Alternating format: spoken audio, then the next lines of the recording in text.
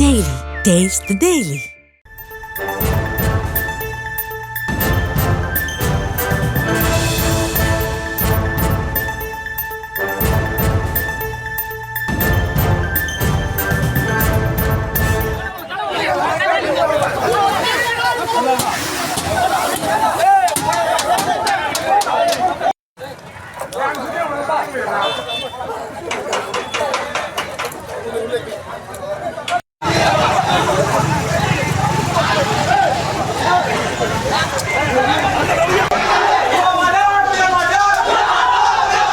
தற்போதைய அண்மை தகவலை பார்த்துக் கொண்டிருக்கிறோம். விழுப்புரம் மாவட்டம் கோட்டக்குப்பத்தில் நகராட்சி அலுவலகத்தை முற்றுகையிட்டு விசிகவினர் போராட்டத்தில் ஈடுபட்டிருக்கிறார்கள். அந்த காட்சிகள் வெளியாகி இருக்கின்றன.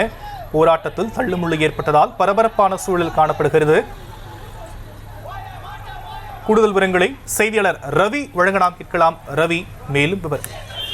வணக்கம். விழுப்புரம் மாவட்டம் கோட்டக்குப்பம் நகராட்சி எதிர்த்து 1977ஆம் ஆண்டு வணிக வளாக கட்டடம் ஆதி திராவிட மக்கள் மேம்பாட்டிற்காக அந்த கடைகள் கட்டப்பட்டு 29 ஆண்டுகளாகியும் இதுவரை பயனாளிகளுக்கு வழங்கவில்லை. எனவே கடந்த 10 கடைகள் கொண்ட வணிக வளாகத்தில் காய்கறி மற்றும் பழங்கள் வியாபாரங்கள் செய்து கொள்ள ஒதுக்கீடு செய்யப்பட்டது. கோட்டக்குப்பம் ஆதி திராவிட மக்கள் திமுக காலத்திலும் அதிமுக காலத்திலும் பலமுறை கோரிக்கை வைத்தும் வணிக வளாக கடைகள் திறக்கப்படவில்லை என தெரிகிறது.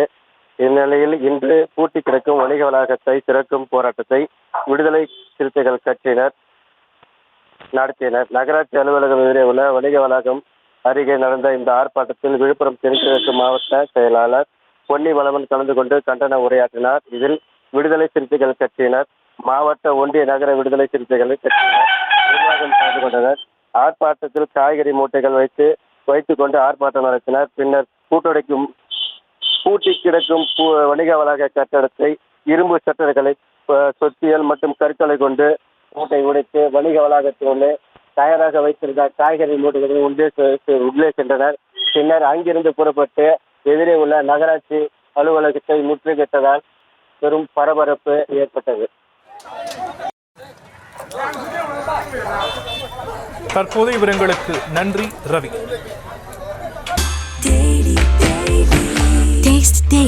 Taste the Daily.